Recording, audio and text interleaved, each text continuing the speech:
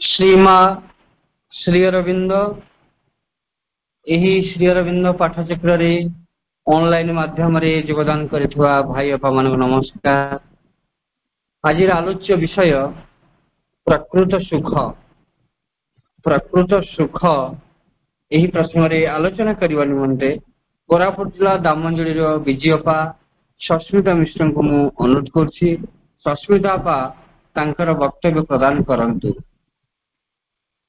करुणामय माँ परम प्रभु श्री अरविंद पाद पद्म मोर कृतज्ञतापूर्ण प्रणाम एवं यही श्री अरविंद पाठचक्र योगदान करथिबा एवं अंशग्रहण करथिबा समस्त मातृ अभिप्सु अपा भाई को प्रणाम। आज आलोचनार विषयटी रही प्रकृत सुख। आमे माने किए बा खुशी हवा को न चाहूं, किए सुख पाइबा को न चाहे। जीवन रे समस्ते ही सुख पाइबा लगी धाई धाई जीवन बंचुछु। प्रति मुहूर्त रे से सुख टिकक पाइबा पाई आम जीवन रे दौड़। प्रतिटी मुहूर्त प्रतिटी दिन एमिति जन्म जन्म मध्य आमर बीती जाउछि से सुख टिके पाइबा पाई। कहीं ना आमे भाबू सुखटी ही जीवनर मूल लक्ष्य है कि रही आम दिनटे जदि कौन कारण आमको कष्ट दुख अनुभव होउछि ताहा आमे सहिबा को चाहूना। आमे चाहू ताकू अतिक्रम करी जे सुख पाइब। सेतिपय आमे गुडे बाट मध्य खोजू कौन सी बाटरे ताकू से दुख को भूली जाऊ एवं सुख को पाइबू। एई पई आमे किछि उपाय मध्य खोजी चल। जेमिति आमे देखू आजिकली सुख पाइबा पई खुशी होबा पई केते जे कष्ट करिबा को पडुछि टिके खुशी पाइबा पई। आमे देखुछे लोक माने परस्पर भितरे जो ईर्षा द्वेष ता भितर भी से माने खुशी पांती ताहा भावंती ताहा ही सुख। परस्पर को देखी कहार भल हैला कहार कौन हैला ताकू देखी निज मन रे कष्ट आसीबा पाई से माने चाहंतीनी। से माने केमिति चाहंती एई तार सुख देखी आम भीतर जो कष्टटी आसुची तार गोटे जेमति कि अलगा बाट आमे करिबा जेमति तार गोटे दुखटी हबो आ आमे खुशी हेजो। एते निम्नतर स्तर रे रही मध्य मनीष से खुशी ही चाहूची सुखरे रहिबा को चाहूची। हिंसा करूची द्वेष करूची ईर्षा करूची जेते जेते समस्त निम्न प्रवृत्ति ताकू मध्य से आपणुची। गोटे पिलाटी झियोटी तार जन्मदिन ता बापा सकाळू ताकू भारी खुशी हेई कहले बापा माँ दुई जण जाके जन्मदिन विश कले ताकू कहले तो पे जोटा में बढ़िया गिफ्ट आनिछ। उठ उठ आखि खोलू खोलू झीटी कह कौन गिफ्ट आनिछ। सेठू ताकू गोटे पैकेट देले। से पैकेट टी को खोलिकी से देखुछ गोटे मोबाइल टे अछि। तापरे खोली देखी मोबाइल टे अछि बोली टिके खुशी हे गला। तापरे जतले खोली देला पैकेट टाकू संगे संगे मन दुख मुह सुखै देला। कौन ना एटा लेटेस्ट मॉडल नुह मो सांगर लेटेस्ट मॉडल टा अछि मो पई तमे पुराना मॉडल लाइन देल। एमिति सी के एमाने चाहिले सुख पाइबा पाई पिलाटी को गोटे तार आवश्यकता अछि गोटे मोबाइल ताकू दबा से खुशी हो आउ आमे मध्य ता देखि खुशी हो। से माने केते खुशी रे ताकू खुशी हबा लागि किनि आनले एवं झीटी से जदिओ मुहूर्त टिके ताकू सुख अनुभव हैला किंतु पर मुहूर्त रे पुणी तार कष्ट आसीगला कहीं ना एटा लेटेस्ट मॉडल नुहे। वास्तव रे आमे भी सेमती चाहू जे आमर जेकोसी इच्छा गुड़िक कामना बासना गुड़िक पूरण हो गले आमे खुशी हबो। जदि से टिके खिलाप हो गला कौन सी प्रकार से पूरण न हैला आमे संगे संगे तार विपरीत स्थिति को चली जाऊ दुख। सुख तो पाई पारनु दुख रे रोज। ଆମେ ଭାବୁଛୁ ଏଇ କାମନା ବାସନା ଗୁଡିକ ପୂରଣ ହିଁ ଆମ ପାଇଁ ସୁଖ ଆଣିଦବ, ସେଇଥିପାଇଁ ତା ପଛରେ ଗୋଡେଇଛୁ। ଆମେ ଚାହୁଁଛୁ ଯେ ଆମ ଭିତରେ ବହୁତ କିଛି ଯୋଉ କାମନା ବାସନା ଇଚ୍ଛା ଗୁଡିକ ରହିଛି, ଅର୍ଥାତ୍ ଏମିତି କେତେ ଇଚ୍ଛା ଆକାଂକ୍ଷା ଉଚ୍ଚାକାଂକ୍ଷା ଗୁଡିକ ରହିଛି ଯୋଉଟା ସବୁ ପୂରଣ ହବ। ଆମର ବଡ ଘରଟେ ହବ, ବଡ ବଡ ବଡ କାରଟେ ହବ, ବହୁତ ଦାମିକିଆ ଲୁଗାପଟା ଆମେ ପିନ୍ଧିବୁ, ଭଲ ଭଲ ଖାଦ୍ୟ ସବୁ ଖାଇବୁ, ବହୁତ ଆଡେ ବୁଲିଯିବୁ ଏବଂ ଆମର ବ୍ୟାଙ୍କରେ ଅଧିକରୁ ଅଧିକ ଟଙ୍କା ଗଚ୍ଛିତ ରହିବ। ଆମର ପରିବାରର ଯୋଉ ସନ୍ତାନ ମାନେ ସେମାନେ ସବୁ ଭଲରେ ରହିବେ, ସବୁ ତାଙ୍କର ସୁବିଧା ଥିବ, କିଛି ଅସୁବିଧା ହବନି। ଏଗୁଡା ସବୁ ଡିଜାୟାର, ଯେତେ ସବୁ କାମନା ବାସନା, ଯେତେ ଅଧିକ ପାଉଥିବୁ ତାଠୁ ଆଉ ଅଧିକ ଆମକୁ ଦରକାର, ଆମକୁ ଖୁସି ମିଳିବା ଲାଗି ବା ସୁଖୀ ହବା ପାଇଁ, ସୁଖ ପାଇବା ପାଇଁ ଆମକୁ ଯେତେ ଅଛି ତାଠୁ ଅଧିକା ଦରକାର। ଏଗୁଡାକ ସବୁ ସେଇ ଡିଜାୟାର, ଯେତେ ସବୁ ବାସନା କାମନା, ତାରି ପଛରେ ପୁରା ନିରନ୍ତର ଗୋଡେଇ ଚାଲିଛୁ।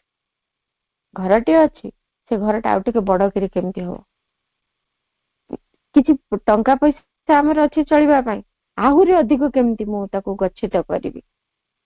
କିଛି ଗାଡି ଘୋଡା ଅଛି ଆମ ଘରେ, ନିଜର ଯିବା ଆସିବା ସବୁର ସୁବିଧା ହେଇପାରୁଛି ନା, ଆହୁରି ବଡ ଗାଡି, ମୋର ଷ୍ଟାଟସ ମୁଁ ବଢେଇବି, ଏଇ କଥାରେ ଲାଗିଛୁ। କାହିଁକି ନା ସୁଖ ମିଳିବ, ସେଟା ମୋର ବଡ ଗାଡି ହେଇଗଲେ ମତେ ଗୋଟେ ଭିତରୁ ଖୁସି ଲାଗିବ, ଏଇ କଥାଟି ସୁଖ ବୋଲି ଭାବିକି ଆମେ ତା ପଛରେ ଗୋଡୁଛୁ। ଆମେ ଜାଣୁଛୁ ଯେ ଏଇଟା ହିଁ ସୁଖ ପାଇବାର ଉପାୟ, ଏହା ହିଁ ସୁଖ। ଏହାକୁ ଛାଡିଦେଲେ କିଛି ସୁଖର ଅନୁଭୂତି ଆସୁନାହିଁ, କେବଳ ଦୁଃଖ ହିଁ ଆସୁଛି। ତାହେଲେ ଆମ ଜୀବନଟା କଣ ପ୍ରକୃତରେ ଖାଲି ଏଇ ସବୁ କଥା ଗୁଡିକୁ ନେଇକିରି ହିଁ ସୁଖ ପାଇବାକୁ ଲାଗିଥିବ? ଆଉ ସେଇ ସୁଖଟା କୋଉଥିରେ ପରିପୂର୍ଣ୍ଣ ଭାବରେ ଆମକୁ ମିଳିପାରିବ? କାରଣ ଘରଟିଏ ଚାହୁଁଥିଲୁ, ଘରଟିଏ ହେଇଗଲା, ତାପରେ ସେଟିକୁ ବଡ କରିବା ପାଇଁ, ଆହୁରି ସୁଖ ବଢିବା ଲାଗି ସେ ଘରଟିକୁ ବଡ କରିବା ଦରକାର ପଡୁଛି, ସେ ଘରର କଳେବର ବଢେଇବା ଦରକାର ପଡୁଛି, କଣ କଣ ତା ଭିତରେ ଆହୁରି ଲକ୍ଜୁରିୟସ୍ ଜିନିଷ ତା ଭିତରେ ଖଞ୍ଜି ଦେବା ଦରକାର ପଡୁଛି। ତାହେଲେ ଏ ଡିଜାୟାର ତ ସରିବନି, ସୁଖ ମିଳିବ କେତେବେଳେ? ଆମେ ଭାବି ପାରୁନୁ ଯେ ଅଧିକ ଅଧିକ ସବୁ ଜିନିଷ ଜମା କଲେ ଯେ ଖୁସି ହବୁ, କିନ୍ତୁ ତାହା ହେଇପାରୁନୁ, ସେ ଖୁସି ଆମକୁ ମିଳୁନି। ତଥାପି କିଛି କମିଗଲା ପରି ଲାଗୁଛି, ପୁଣି କିଛି ପୂରଣ ହେଲେ ଖୁସିଟା ଆହୁରି ବଢିବ ବୋଲି ଲାଗୁଛି। ଦେହ ଅସୁସ୍ଥ ଅଛି କି କଣ ଗୋଟେ ଅସୁବିଧା ହେଇଯାଇଛି, ସେ ଅସୁବିଧାଟି ଦୂର ହେଇଗଲେ ଆମକୁ ଖୁସି ଲାଗିବ, ସେଥିପାଇଁ ଲାଗି ପଡୁଛୁ ତାକୁ କେମିତି ଆମେ ତା ସହିତ ସାଲିସ କରିବୁ, କେମିତି ତାକୁ ଗୋଟେ ଦୂରେଇ ପାରିବୁ। କିନ୍ତୁ ପ୍ରକୃତରେ ଦୂରେଇ ପାରୁନୁ, ବା ଦୂରେଇଲେ ମଧ୍ୟ ସେଇ ସୁଖଟା ଯାହା ମିଳିବ ବୋଲି ଭାବୁଥିଲୁ ତାହା ମିଳୁନି। ଏମିତି ଗୋଟେ ଲୁଚକାଳି ଖେଳ ଚାଲିଛି ମଣିଷ ଜୀବନରେ। ତେଣୁ ଲାଗେ ଯେ ଖୁସିଟା କେମିତି ଆମେ ପାଇବା? ଯଦି ପ୍ରତିଟି ଜିନିଷ ପାଇଲା ପରେ ଆହୁରି ଅଧିକ ତା ଭିତରେ ଆମେ ଚାହିଁବୁ, ସୁଖ ପାଇଁ ଆହୁରି ଅଧିକର ଆବଶ୍ୟକତା ମନେ ହଉଛି, ତାହେଲେ ସୁଖ ପାଉନି। ସୁଖଟି ଯେମିତି ହାତ ପାହାନ୍ତାରେ ପରି ମନେ ହେଲା ବେଳକୁ ପୁଣି କୁଆଡେ ଦୂରକୁ ଚାଲି ଯାଉଛି। ସେଥିପାଇଁ ଆମେ ପ୍ରତ୍ୟେକ ଆମ ଜୀବନରେ ସୁଖ ଖୁବ କମ ପାଇଥିଲା ପରି ମନେ କରିପାରୁଥିବା। ଆମେ ସମସ୍ତେ ଭାବୁଥିବା ଯେ ମୋ ଜୀବନରେ ସୁଖ ବହୁତ କମ, ବା ସୁଖ ମୋଟେ ନାହିଁ, ଖାଲି ଦୁଃଖ ଅଛି। ପ୍ରତ୍ୟେକଙ୍କୁ ଏଇ କଥା ଲାଗୁଥିବ। କାହିଁକି ନା ଆମେ ଏସବୁ ଜିନିଷ ଗୁଡାକରେ ସୁଖକୁ ଖୋଜି ଚାଲିଛୁ ଏବଂ ସେଗୁଡାକରେ ଆମେ ସକ୍ସେସଫୁଲ ହେଇପାରୁନାହୁଁ। ଯଦି ବି ଟିକେ ଖୁସି ଲାଗୁଛି ସେ ମୁହୂର୍ତ୍ତେ, 2 ମୁହୂର୍ତ୍ତ ବା ଦିନେ 2 ଦିନ କଥା, ତାପରେ ପୁଣି କଣ ଗୋଟେ ଆସିଯାଉଛି ଅସୁବିଧା, ଆମେ ତା ଭିତରେ ପୁଣି ଫସି ଯାଉଛୁ। ଜଣେ ଲୋକ ଏମିତି ଦିନେ ଗୋଟେ ଯାତ୍ରା ଆରମ୍ଭ କଲା, ଖୋଜିବି ସୁଖ। ଦୂର ଦୂର ପର୍ଯ୍ୟନ୍ତ ବୁଲିଲା, କେତେ କେତେ ରାଜ୍ୟ ବୁଲିଲା, କେତେ ଲୋକଙ୍କୁ ଭେଟିଲା, ତାର ରାସ୍ତାରେ କେତେ ଲୋକଙ୍କ ସହିତ କଥାବାର୍ତ୍ତା କଲା, ତାଙ୍କର ଭଲ ମନ୍ଦ ପଚାରିଲା, ସେମାନେ କେତେ ସୁଖ ପାଇଛନ୍ତି କି ନାହିଁ ତାହା ଜାଣିବାକୁ ଚେଷ୍ଟା କଲା। ବହୁ ପ୍ରକାର ସମସ୍ତଙ୍କୁ ପଚାରୁଥାଏ।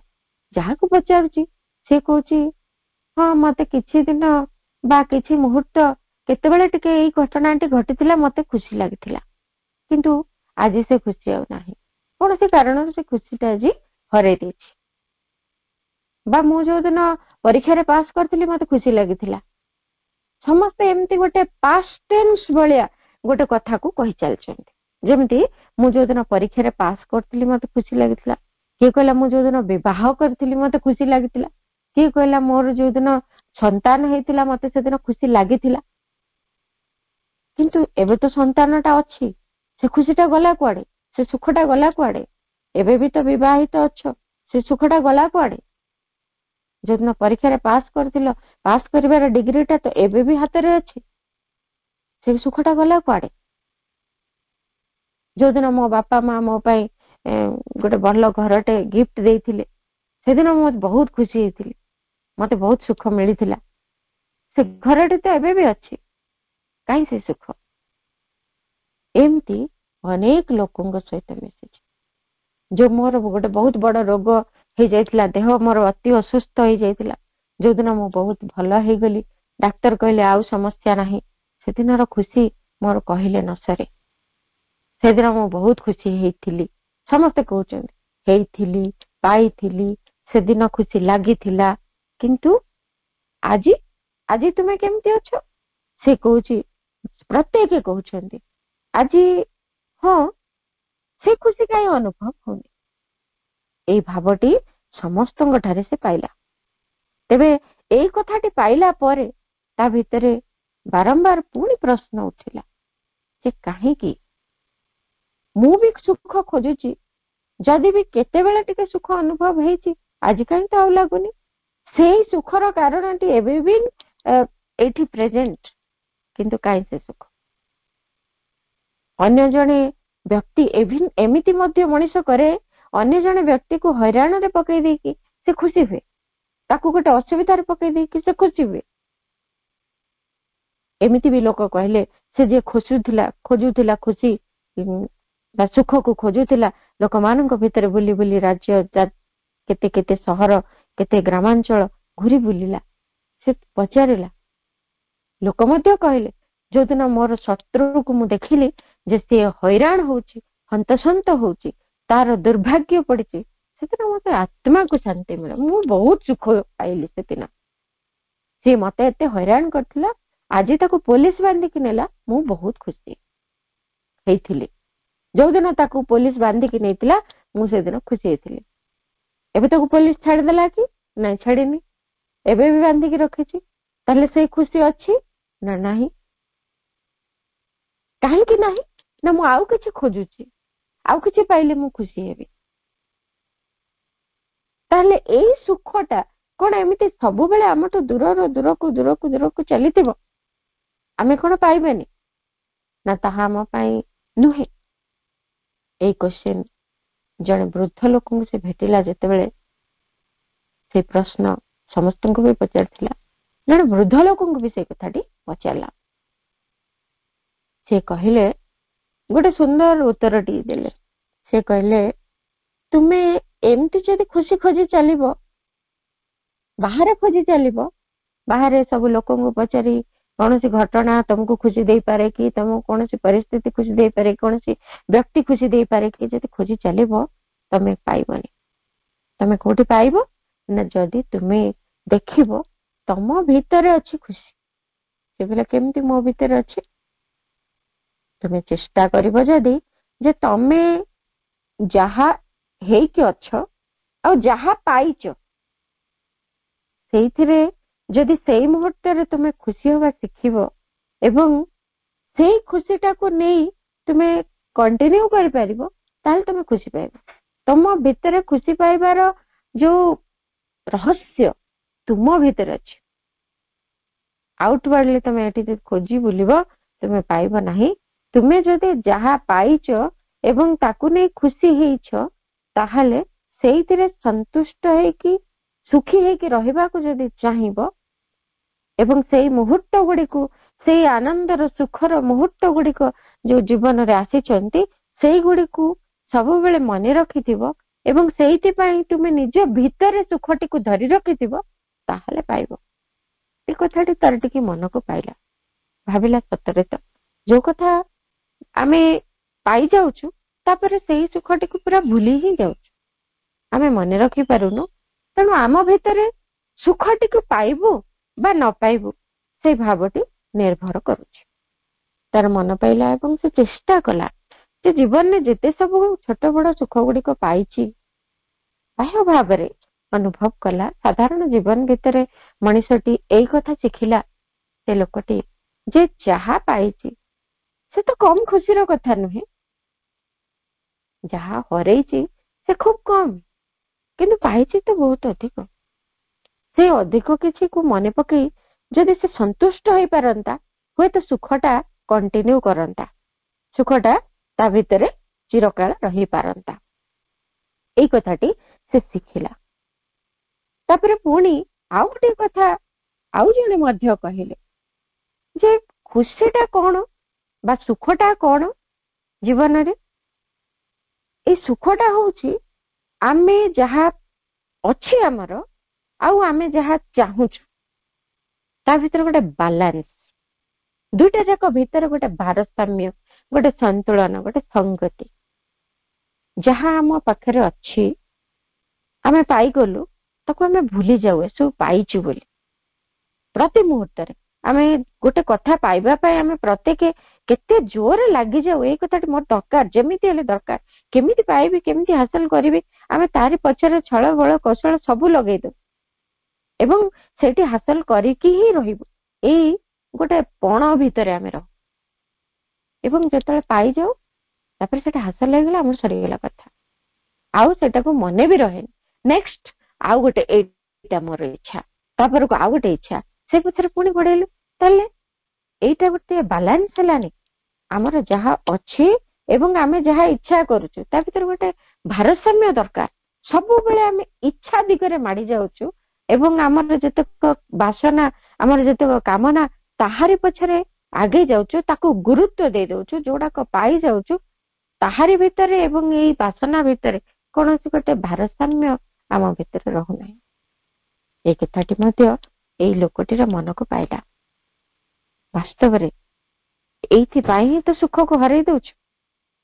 ଏବଂ ସେ ଚେଷ୍ଟା କଲା ଯେ ମୁଁ ଚେଷ୍ଟା କରିବି ଏବେ କେମିତି ହେଲେ ମୁଁ ଯାହା ସବୁ ପାଇଲି ତାକୁ ନେଇକି ତ ଖୁସି ରହିବି, ଖୁସି ଲାଗିଛି ଯେହେତୁ ମୁଁ ଖୁସି ରହିବି ଏବଂ ଯାହା ପାଇବାକୁ ଇଚ୍ଛା କରୁଛି ତାହା ଯଦି ମୁଁ ୟାକୁ ନେଇକରି ଯୋଉ ଜିନିଷଟି ପାଇଲି ତାହା ଆଉ ଯାହା ଇଚ୍ଛା ହଉଛି ତାହା ଭିତରେ ଗୋଟେ ଯଦି ଭାରସାମ୍ୟ ରକ୍ଷା କରନ୍ତି, ସେ ଆଡକୁ କେବଳ ଧାଇଁ ଯାଆନ୍ତିନି, ଏଇଠି ପାଇଛି ବୋଲି ୟାର ଉପଯୋଗ ମଧ୍ୟ କରନ୍ତି, ଆବଶ୍ୟକତା ସ୍ଥଳେ ଆଗକୁ ଇଚ୍ଛାଟି କରନ୍ତି, ତେବେ ଯାଇ ସୁଖଟି ପାଆନ୍ତି, ସୁଖଟି ନିରନ୍ତର ମୋ ପାଖରେ ରହିପାରନ୍ତା। ଆଉ ଗୋଟିଏ କଥା ମଧ୍ୟ ଜାଣିଲା ଯେ କାମନା ବାସନାର ପରିପୂରଣ ପାଇଁ ଆମେ ଯୋଉ ଚାହୁଁଛୁ ଯେ ସୁଖଟି ସେଇଥିରୁ ମିଳିବ, କଦାପି ତାହା ନୁହେଁ। ବୁଦ୍ଧଦେବ କହିଲେ କାମନାର ବିନାଶରେ ଦୁଃଖର ବିନାଶ। ଅର୍ଥାତ୍ ଯେତେବେଳେ କାମନା ନଷ୍ଟ ହେଇଯିବ, କାମନା ଆଉ ନଥିବ, ସେତେବେଳେ ହିଁ ଆମେ ସୁଖ ପାଇବୁ। ତେବେ ଏଇ କାମନା ଗୁଡିକ ପଛରେ ଯଦି ଆମେ ଗୋଡେଇ ଚାଲିଥିବୁ ତାହା ତ କେବେ ଆମକୁ ସୁଖ ଆଡକୁ ନଉନାହିଁ। ସତରେ ଏ କଥାକୁ ସେ ମଧ୍ୟ ବୁଝିଲା। ଆଉ ଗୋଟେ ସୁନ୍ଦର ଘଟଣା, ଗୋଟେ ପିଲାଟାକୁ ତାର ବାପା ଥରେ କଣ କଲେ, ନେଇକି ଗଲେ ଗୋଟେ ତାଙ୍କର ଯୋଉ ଗାଁ, ତାଙ୍କର ଯୋଉ ପୈତୃକ ଗାଁ ଥିଲା, ସେ ଗାଁକୁ ଟିକେ ବୁଲେଇ ନେବେ। ନେଇକି ଗଲେ, ତାକୁ ବୁଲେଇଲେ ଏବଂ ଏମାନେ ଯେହେତୁ ଧନୀ ଥିଲେ ଗାଁରେ ଯାଇକି ଦେଖିଲେ, ସେ ପିଲାଟି ମଧ୍ୟ ଅବଜର୍ଭ କଲା ଯେ ବହୁତ କିଛି ଜିନିଷ ତାଙ୍କ ଲେଭେଲ ଠାରୁ ତଳେ ରହିଛି ଲୋକମାନଙ୍କର। ୟାଙ୍କର ଯେତିକି ଧନ ସମ୍ପତ୍ତି ଅଛି ଲୋକମାନଙ୍କର ସେତିକି ନାହିଁ, ଆଉ ୟାଙ୍କର ଯେତିକି ଘର ଦ୍ୱାର ଅଛି ଲୋକମାନଙ୍କର ସେତିକି ନାହିଁ, ୟାଙ୍କର ଯେତିକି ଖାଇବା ପିଇବା ଅଛି, ବସ୍ତ୍ରଭୂଷଣ ଅଛି, ସେମାନଙ୍କର ସେତିକି ବି ନାହିଁ।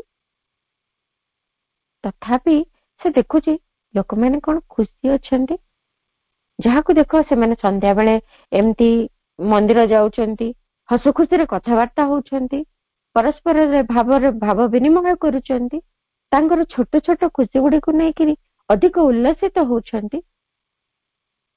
आश्चर्य हो गला जेतेबेले गाँव फेरिले बापा को से पचारला, बापा कहीं मु सब बेले खुशी रे रहु नथिली, सब बेले तुमको अभियोग करथिली जे मु खुशी रे नाही, मते तुमे कौन खुशी देइछो, सेथि पई तुमे मते गाँ को बुले नेथिला।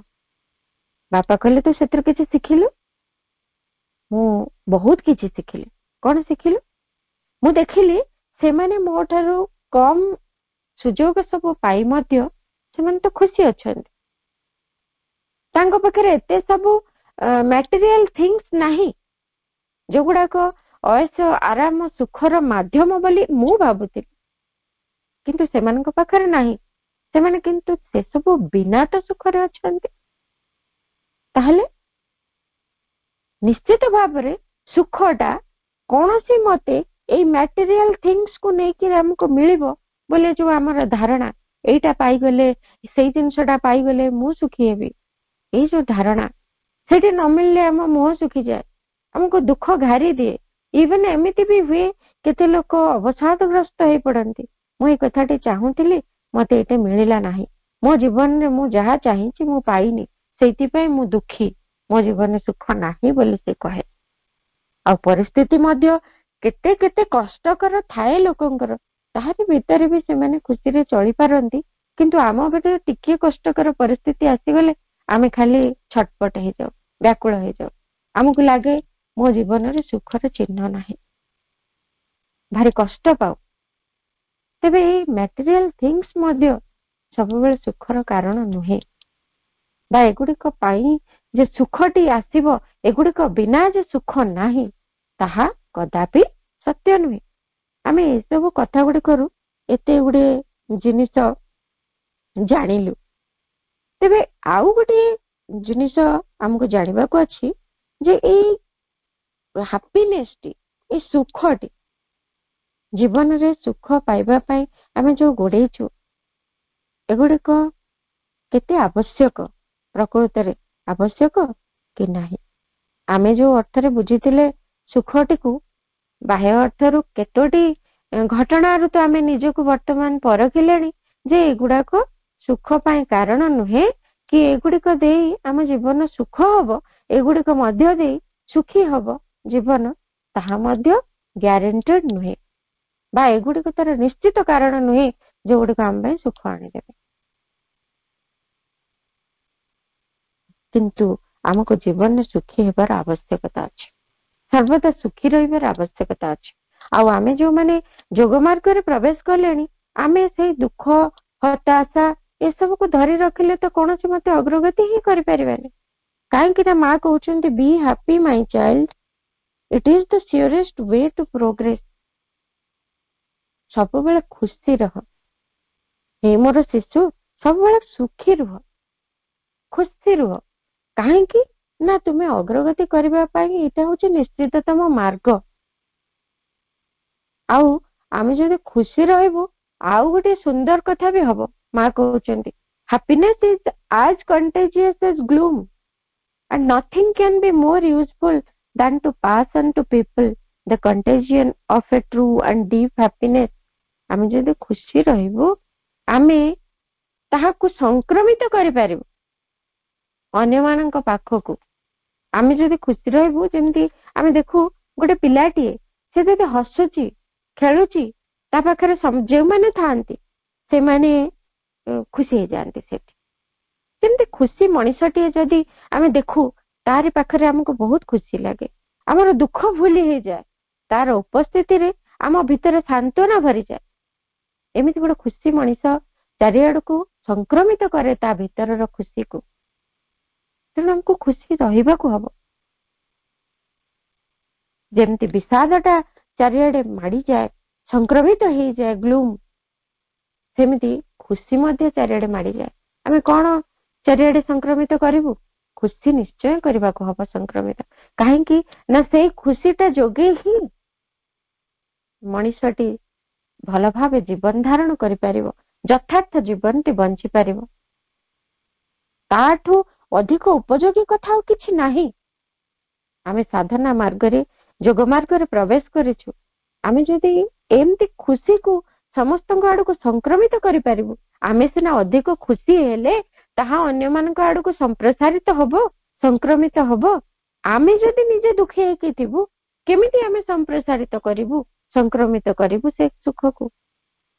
ସେଇ ଦୁଃଖକୁ ଆମେ ସମସ୍ତଙ୍କୁ ବାଣ୍ଟି ଦବୁ, ସେଟା ଭୁଲ ଜିନିଷ ହେଇଯିବ। ସାଧନାର ମାର୍ଗରେ ଆମକୁ ଖୁସି ରହିବାକୁ ପଡିବ। ଏବଂ ଆହୁରି କଣ କାରଣ ରହିଛି ଖୁସି ହବା ପାଇଁ? ମା କହୁଛନ୍ତି ଟ୍ରାଏ ଟୁ ବି ହାପି। ସବୁବେଳେ ଖୁସି ହେବାକୁ ଚେଷ୍ଟା କର। କାହିଁକି? Immediately you will be closer to the light. Light capital L ଲେଖୁଛନ୍ତି। ସେଇ ଦିବ୍ୟ ଆଲୋକ, ସେଇ ଦିବ୍ୟ ଚେତନାର ଆଲୋକ ଆଡକୁ ତୁମେ ନିକଟବର୍ତ୍ତୀ ହେଇଯିବ ଯଦି ଖୁସି ରହିବ, ସୁଖୀ ରହିବ। ତାହେଲେ ଆମ ଭିତରେ ତ ଏତେ ସମସ୍ୟା। ମା ଯୋଉମାନଙ୍କ କଥା କହୁଛନ୍ତି ହୁଏତ ସେମାନେ କୌଣସି ସମସ୍ୟାରେ ନଥିବେ, ସେଇଥିପାଇଁ ମା ତାଙ୍କୁ କହୁଛନ୍ତି ଖୁସିରେ ରୁହ ଆଉ ସମସ୍ତଙ୍କୁ ଖୁସି ସଂକ୍ରମିତ କର। ତାହା ନୁହେଁ। ସାଧକ ମଧ୍ୟ ପଚାରୁଛନ୍ତି ବହୁତ ଗୁଡେ ସମସ୍ୟା ମତେ ବହୁ ଦିନରୁ ହଇରାଣ କରୁଛନ୍ତି ମା। ମୁଁ ଭାବୁଛି ଏଗୁଡାକ କେମିତି ଖୁସିରେ ଖୁସିରେ ସଲ୍ଭ ହେବେ, ଏଗୁଡାକ କେମିତି ଖୁସିରେ ଖୁସିରେ ସମାଧାନ ହବ, ଏଗୁଡାକର ମୁଁ ଜାଣିପାରୁନି ମା।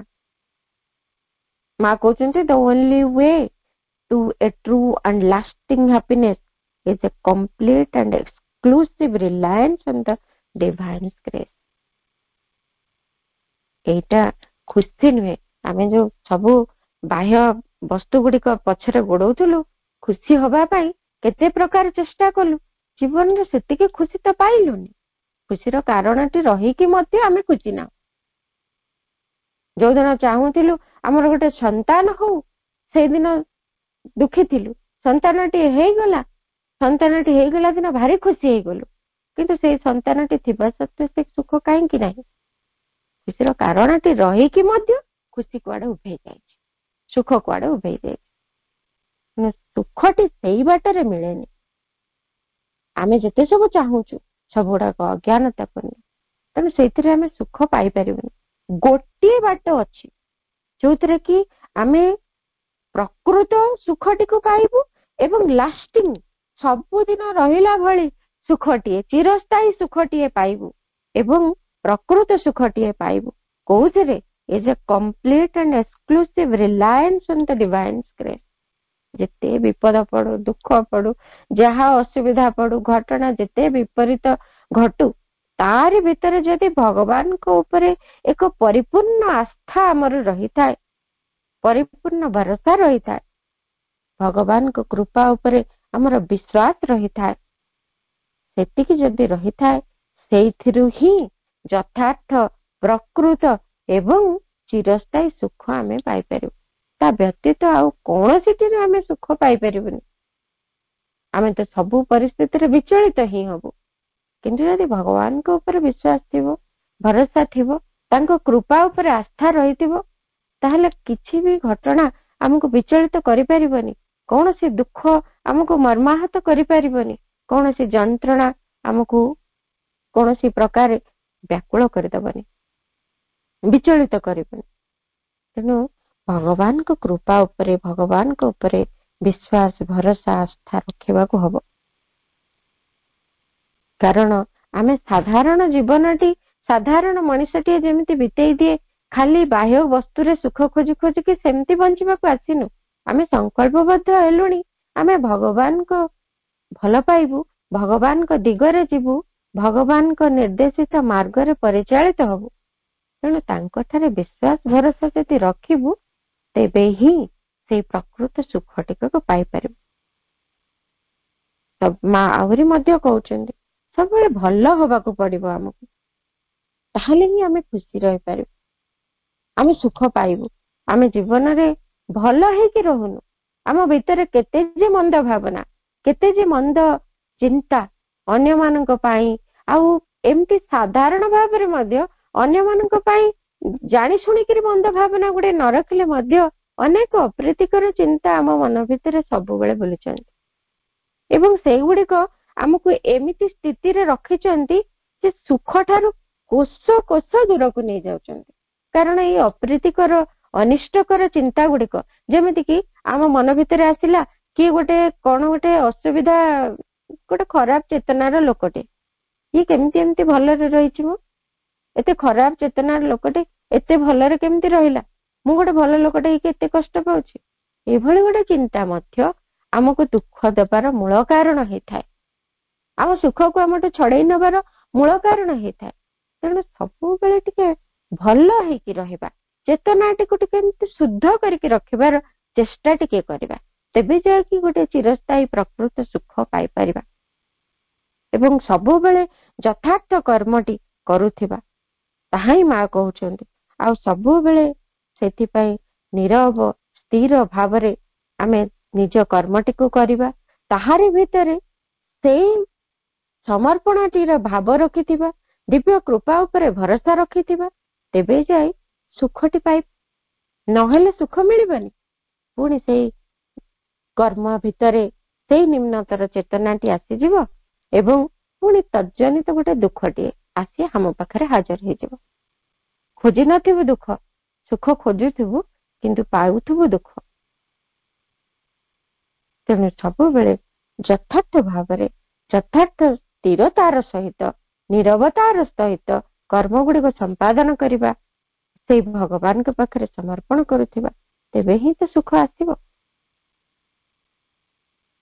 ଆଉ ଆମେ ସବୁବେଳେ ବାହ୍ୟ ବସ୍ତୁରେ, ପାର୍ଥିବ ବସ୍ତୁରେ ହଉ, ଅନ୍ୟ ମଣିଷଙ୍କ ପାଖରେ ହଉ ସୁଖ ଖୋଜୁ। ମୋର ପ୍ରିୟ ଲୋକଟି, ତାହାରି ସିଏ ମତେ ଏଇ ସୁଖଟି ଦବ, ବା ସିଏ ମୋ ପାଇଁ ଏଇ କଥା କରିବ, ମୁଁ ତାକୁ ସନ୍ତାନ ଭଳି ଦେଖିଛି, ସିଏ ମତେ ତାର ପ୍ୟାରେଣ୍ଟସ ଭଳିଆ ସମସ୍ତ ଯତ୍ନ ନେବ, ନ ନେଲା ଯଦି ଦୁଃଖ ଆସିଲା। ଏକ୍ସପେକ୍ଟ କରୁଛୁ ସୁଖ ଅନ୍ୟମାନଙ୍କ ଠାରେ, ଅନ୍ୟ ବସ୍ତୁରେ, ଅନ୍ୟ ଘଟଣାରେ ସୁଖ ପ୍ରତ୍ୟାଶା କରୁଛୁ, ସେଇଥିପାଇଁ ସୁଖ ଆସୁନି, ଦୁଃଖ ଆସୁଛି। ତାହେଲେ ଆମେ କଣ କେବେ କିଛି ପ୍ରତ୍ୟାଶା କରିବାନି? କେବେ କଣ କିଛି ଚାହିଁବାନି କାହାଠୁ? ମା କହୁଛନ୍ତି ଆମର ସୁଖଟି, ଯାହା ଆମର ଚାହିଁବାର ଅଛି ସୁଖ, let us seek our happiness only in the divine। ଭଗବାନଙ୍କ ଠାରେ ହିଁ ସୁଖ ଚାହିଁବା, ଆଉ କୌଣସି ମଣିଷ ଠାରୁ ନୁହେଁ, କୌଣସି ଘଟଣାରୁ ନୁହେଁ, କୌଣସି ବସ୍ତୁରୁ ନୁହେଁ। ଆମେ ଅନେକ ପାର୍ଥିବ ବସ୍ତୁରୁ ସୁଖ ପାଇବୁ ବୋଲି ତା ପଛରେ ଦୌଡ଼ି ଦୌଡ଼ି ସମୟ ନଷ୍ଟ କରିଦଉଛୁ। ଭଗବାନଙ୍କ ଠାରୁ ହିଁ ସୁଖଟି ପାଇବୁ, କାରଣ ପରମ ସୁଖମୟ ହଉଛନ୍ତି ସେଇ ଭଗବାନ, ସେ ହିଁ ସୁଖର ମୂଳ ଉତ୍ସ, ତାଙ୍କରି ଠାରୁ ହିଁ ପ୍ରକୃତ ସୁଖ ଆମକୁ ମିଳିବ। ଆଉ ଯେତେବେଳେ ଭଗବାନ ଆମକୁ ଯଥାର୍ଥ ଅନ୍ତର ସୁଖଟି ଗ୍ରାଣ୍ଟ କରିଦିଅନ୍ତି, ଯେତେବେଳେ ସେଇଠି ଆମ ପାଇଁ ସେ ସ୍ୱୀକୃତି ପ୍ରଦାନ କରିଦିଅନ୍ତି, nothing in the world has the power to snatch it away। ଆଉ ଯେତେବେଳେ ଭଗବାନ ଆମ ପାଇଁ ସୁଖ ଗ୍ରାଣ୍ଟ କରିଦେଲେ ନା, ସେତେବେଳେ ଏ ଜଗତରେ ଏମିତି କିଛିର କୌଣସି ଶକ୍ତି ନାହିଁ ଯାହାକି ଆମ ଠାରୁ ସେ ସୁଖକୁ ଛଡେଇ ନବ। ତାହେଲେ ଭଗବାନ ଗ୍ରାଣ୍ଟ କରିଦେଲେ ମାନେ ଆମେ ଦୁଃଖ କରି ଭାବୁ ଯେ ମୁଁ ଭଗବାନଙ୍କୁ ମାଗିଥିଲି ଏଇ କଥାଟି ମୋ ପାଇଁ କରିଦିଅ, ସେ ଗ୍ରାଣ୍ଟ କଲେନି, ସେଥିପାଇଁ ମତେ ସୁଖ ମିଳିଲାନି, ସେଇ କଥା କୁହାଯାଉନି। ଦ ଟ୍ରୁ ଇନର ହ୍ୟାପିନେସ, ଯାହାକି ଆମେ ଭଗବାନଙ୍କ ଠାରୁ ପାଇବା, ଆନ୍ତର ପ୍ରକୃତ ଆନ୍ତର ସୁଖ ଯାହା ଆମେ ଭଗବାନଙ୍କ ଠାରୁ ପାଇବା, ତାହା ଆମ ଇଚ୍ଛାଟି ପୂରଣ ଲାଗି ଭଗବାନଙ୍କୁ ଆମେ ଯଦି ଦାବି କରିଥାଉ, ସେଇଟି ପୂରଣ କରିଲେ ସୁଖ ପାଇବୁ ବୋଲି ଯଦି ଭାବିଥାଉ, ସେ ସୁଖ ନୁହେଁ।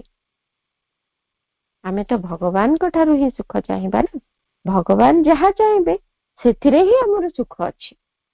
ତେଣୁ ଭଗବାନଙ୍କ ଠାରୁ ସୁଖ ଚାହିଁବା, ଆମ ସୁଖ ଲାଗି ଭଗବାନଙ୍କୁ ବାଧ୍ୟ କରିବାନି, ତାହା ଦୁଃଖ ଆଣିଦବ, କାରଣ ଭଗବାନ ତାହା ପୂରଣ କରିବେନି। ଜାଣିଛନ୍ତି ମୋ ପାଇଁ ତାର ଆବଶ୍ୟକତା ନାହିଁ, ତାହା ମତେ ବିପଥଗାମୀ କରିବ, ତେଣୁ ସେ ଦେବେନି। ତେଣୁ ବାହ୍ୟ ଚେତନାରେ ଦୁଃଖ ଆସିଯିବ। ତେଣୁ ଆନ୍ତର ସୁଖଟି ପାଇବାକୁ ହେଲେ ଭଗବାନଙ୍କ ଠାରୁ ସେ ସୁଖଟି ଚାହିଁବା, ଏବଂ ଭଗବାନ ଯୋଉଦିନ ସୁଖ ଗ୍ରାଣ୍ଟ କରିଦେବେ ଆମ ପାଇଁ, ଆନ୍ତର ସୁଖଟିକୁ କେହି ଆମଠୁ ଛଡେଇ ନେଇପାରିବେନି। ଆଉ ସବୁବେଳେ ଆଉ ଗୋଟେ କଥା ବି ମା ଗୁରୁତ୍ୱ ଦେଇକି କହୁଛନ୍ତି, ଆମେ ସବୁବେଳେ ମନେ ରଖିବା, ଆମେ ସବୁବେଳେ ଭାବୁ ନା ଅନ୍ୟଥର ସୁଖ ପାଇବୁ, କୌଣସି ବସ୍ତୁ, କୌଣସି ବ୍ୟକ୍ତି, କୌଣସି ଘଟଣା ଯେମିତି ମୋ ପାଇଁ ସୁଖଦାୟୀ ହବ ସେ ଚାହୁଁ। ମା କହୁଛନ୍ତି always remember that on the happiness you give will depend the happiness you get। ତୁମେ ଯେତିକି ଖୁସି ଦେଇପାରିବ ତା ଉପରେ ନିର୍ଭର କରିବ ତୁମେ କେତେ ଖୁସି ପାଇବ। ଆଉ ଯେତିକି ତୁମେ ଦେଇପାରିବ ସେତିକି ତୁମେ ଅଧିକ ଖୁସି ହବ। ତେଣୁ ଗୋଟିଏ କଥା ସବୁଠୁ ବଡ କଥା ରହିଛି, ଆମ ନିଜ ଭିତରେ ଆମକୁ ଖୁସି ହବାକୁ ପଡିବ ଏବଂ ସେଇ ଖୁସିଟା ଆମକୁ ଭଗବାନ ହିଁ ଦେଇପାରିବେ। ନା କୌଣସି ବସ୍ତୁ, ନା କୌଣସି ବ୍ୟକ୍ତି, ନା କୌଣସି ଘଟଣାର ପରିବର୍ତ୍ତନ ଆମକୁ ସୁଖୀ କରିପାରିବ। କାରଣ ଘଟଣାର ପରିବର୍ତ୍ତନ ଚାହିଁଲେ ଆମେ ଏମିତି ପରିବର୍ତ୍ତନ ଚାହିଁବୁ ଯେ ଏଇଟା ହେଇଗଲା, ସେଇଟା ହେଇଗଲା, ଏଇଟା ପରିବର୍ତ୍ତନ ହେଇଯାଉ, ସେଇଟା ପରିବର୍ତ୍ତନ ହେଇଯାଉ, ଏଇଟା ଘୁଞ୍ଚି ଯାଉ, ଏଇଟା ହଟି ଯାଉ, ଏଇଟି ସବୁ ହେଇଗଲେ ଯାଇକି ମୁଁ ଖୁସି ହେଇଯିବି। ସବୁ କେବେ ବି ପରିବର୍ତ୍ତିତ ହେବ ନାହିଁ, କାରଣ ସେଗୁଡିକ ରହିଛନ୍ତି ଆମକୁ ଶିକ୍ଷା ଦେବେ କେମିତି ଆମେ ଆନ୍ତର ସୁଖଟି ପାଇବୁ। ଆମକୁ ସିନା ମନେ ହଉଛି ଏଇଗୁଡିକ ଦୁଃଖଦାୟୀ, କିନ୍ତୁ ସେଇଗୁଡିକ ଭିତରେ ହିଁ ଆନ୍ତର ସୁଖଟି ନିହିତ ହେଇକି ରହିଛି, ତାହା ବୁଝିବାକୁ ପଡିବ। ତେଣୁ ଯାହା ଆମେ ପାଇଛୁ, ଯାହା ଆମେ ଗ୍ରହଣ କରିଛୁ, ଭଗବାନଙ୍କ କୃପାରୁ ଆମ ପାଖରେ ଯାହା ସବୁ ଆସି ପହଞ୍ଚିଛି, ସେଇଗୁଡିକୁ ନେଇ ଆମ ଭିତରେ ସୁଖର ସନ୍ଧାନ ଆମେ କରିବା, ତାହା ହିଁ ଆମର ସୁଖ। ନହେଲେ ଆମେ ତ କେବଳ ସୁଖ ବୋଲି ଯୋଉ କଥାକୁ ଗୋଡଉଛୁ ସେ ହଉଛି କେବଳ ପ୍ରାଣିକ ସୁଖ। ପ୍ରାଣ ଭିତରର ଗୋଟେ ବାସନା, ସିଏ ପୂରଣ ହେଲେ ଯାଇକି ଖୁସି ହବ ସିଏ, ନହେଲେ ସେ ଖୁସି ହବ ନାହିଁ। ଏମିତି ସ୍ଥିତିରେ ସେ ଆମକୁ ରଖିଛି ଏବଂ ଆମ ପାଇଁ ସେ ଖାଲି ଯନ୍ତ୍ରଣା ହିଁ ଆଣିଦଉଛି। ତେଣୁ ପ୍ରଭୁ ଶ୍ରୀ ଅରବିନ୍ଦ କହୁଛନ୍ତି the vital pleasure is not a true ଆନନ୍ଦ। ଯୋଉ ଆନ୍ତର ସୁଖ କଥା କହିଲେ ସେ ହଉଛି ଆନନ୍ଦ। ତା ପାଇଁ ଆଉ କୌଣସି ଶବ୍ଦ ପ୍ରଭୁ ବି ବ୍ୟବହାର କରୁନାହାନ୍ତି। କ୍ୟାପିଟାଲ ଏ ଲେଖୁଛନ୍ତି ଆନନ୍ଦ। ସେଇ ଦିବ୍ୟ ଆନନ୍ଦ, ସେଇ ପ୍ରକୃତ ସୁଖ ଯାହା ଆମ ଜୀବନରେ ଆବଶ୍ୟକ, ତାହାରି କଥା ହିଁ ପ୍ରଭୁ କହୁଛନ୍ତି। ଏଇ ଭାଇଟାଲ ପ୍ଲେଜର ଯୋଉ ପଛରେ, ପ୍ରାଣିକ ସୁଖ ପଛରେ ଆମେ ଗୋଡେଇଛୁ, ଯାହାକୁ ସୁଖ ବୋଲି ଭାବିଛୁ ସେ ହଉଛି ପ୍ରାଣିକ ସୁଖ, ତାରି ପଛରେ ଆମେ କେବଳ ଗୋଡେଇଛୁ। କିନ୍ତୁ ଏହା ଆନନ୍ଦ ନୁହେଁ, ଯଥାର୍ଥ ବା ପ୍ରକୃତ ସୁଖ ନୁହେଁ ଯାହା ଆମର ଆବଶ୍ୟକ, but only A pleasant excitement. ଏମିତି ଗୋଟିଏ ଏଇଟା ଭାରି କ୍ଷଣିକ ସୁଖ ପ୍ରଦାନକାରୀ ଏମିତି ଏକ ଉତ୍ତେଜନା, ଏମିତି ଏକ ଆବେଗ ପୂର୍ଣ୍ଣତା ଯିଏକି ଆମକୁ କିଛି କ୍ଷଣ ପାଇଁ କିଛିଟି ସୁଖର ଅନୁଭୂତି ହୁଏତ ଆଣିଦେଇପାରେ। ପ୍ରାଣ ଯେତିକ ସୁଖ ଚାହେଁ ଯେ ସେ ସେଥିରୁ ସୁଖ ପାଏ, ଯେମିତି କାମ, କ୍ରୋଧ, ଲୋଭ, ମୋହ, ଯେତେ ଯେତେ କଥା ରହିଛି, ହିଂସା, ଦ୍ୱେଷ, ଯେତେ କଥା, ଅହଙ୍କାର, ଦାବି, ଉତ୍ତେଜନା, ଯେତେ କଥା ରହିଛି ସେଥିରୁ ସିଏ ଟିକେ କ୍ଷଣିକ ସୁଖ ପାଏ। ତାହା ଚିରସ୍ଥାୟୀ ନୁହେଁ କି ତାହା ସବୁଦିନ ଆମକୁ ଅନ୍ତର ଭିତରେ ସୁଖୀ କରିପାରିବ ନାହିଁ। ସେଗୁଡିକ କେବଳ ସୁଖର ମୁଖ ପିନ୍ଧିଥିବା ଗୁଡେ ଉତ୍ତେଜନା, କ୍ଷଣିକ ଉତ୍ତେଜନା, ଆବେଗ। ତେଣୁକରି ସେଗୁଡିକ ଠିକ ନୁହେଁ। ତେଣୁ ସେ କହୁଛନ୍ତି that pleasure and grief and pain are always near to each other and the consciousness passes easily from one to other। ଏଇଭଳି ଗୋଟିଏ ପ୍ରାଣିକ ସୁଖ ଏବଂ ତା ପରକୁ ଆସିଯିବ ସାଙ୍ଗେ ସାଙ୍ଗେ ଗୋଟିଏ ଶୋକ, ଯନ୍ତ୍ରଣା, ଗ୍ରିଫ, ପେନ୍ ସାଙ୍ଗେ ସାଙ୍ଗେ। କାରଣ ଏଇ ଯୋଉ ପ୍ଲେଜରଟା ଇଏ ହଉଛି ଫଲ୍ସ ଫେସ୍ ଅଫ ପେନ୍, ଯନ୍ତ୍ରଣାର ଏକ ଛଦ୍ମବେଶ। ଏଇ ଯୋଉ ପ୍ରାଣିକ ସୁଖ ସେ ଯଥାର୍ଥ ସୁଖ ନୁହେଁ। ତେଣୁ ସେଇ ଛଦ୍ମବେଶଟି ସେ ପିନ୍ଧିଛି, ସୁଖ ହେଇ ଆମ ସମ୍ମୁଖକୁ ଆସି ଆକୃଷ୍ଟ କରୁଛି ଆମକୁ, ଆମେ ସେ ଆଡକୁ ଦୌଡି ଯାଉଛୁ। କିନ୍ତୁ ତା ପରବର୍ତ୍ତୀ ପର୍ଯ୍ୟାୟ ହଉଛି ଗ୍ରିଫ ଆଉ ପେନ୍, ଶୋକ ଏବଂ ଯନ୍ତ୍ରଣା। ତା ବ୍ୟତୀତ ସେ କିଛି ବି ଆମକୁ ଦେଇପାରିବନି ଏବଂ ଆମ ଚେତନା ସହଜରେ ସେଇ ପ୍ଲେଜର ଠାରୁ ଗ୍ରିଫ କୁ ଯିବ, ଗ୍ରିଫ ରୁ ପେନ୍ କୁ ଯିବ, ଏମିତି ଚାଲିଥିବ, ଆହୁରି ଆହୁରି ଅଧିକ ଦୁଃଖ ଆଡକୁ ପ୍ରବେଶ କରିଯିବ।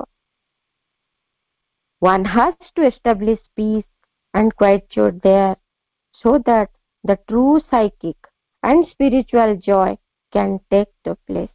ତେଣୁ ଜଣକୁ କଣ କରିବାକୁ ହବ? ପ୍ରକୃତ ସୁଖଟି, ସେଇ ଦିବ୍ୟ ଆନନ୍ଦଟିକୁ ପାଇବା ଲାଗି ଜଣକୁ କଣ କରିବାକୁ ପଡିବ?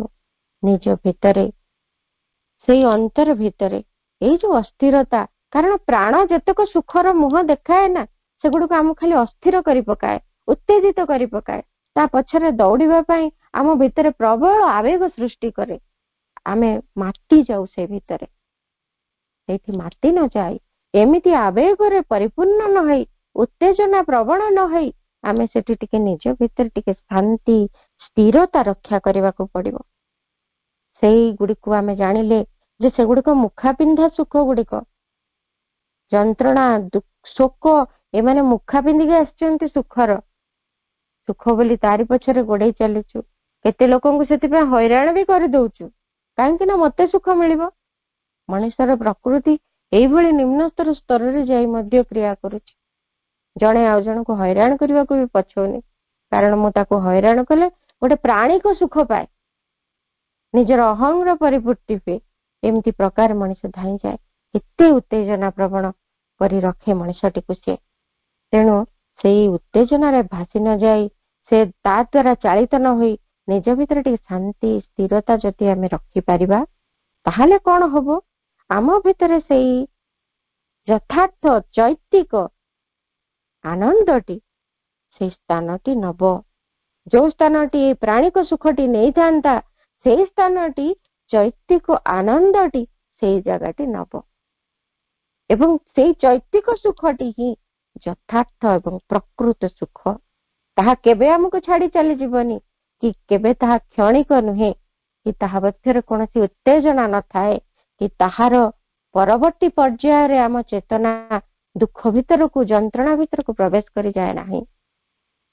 କିନ୍ତୁ ଏ ପ୍ରାଣିକ ସୁଖ ସେଇ ଦୁଃଖ ଯନ୍ତ୍ରଣା ଆଡକୁ ନେଇଯାଏ, ଆମକୁ କେବଳ କଷ୍ଟ ଭିତରେ ଭରିଦିଏ।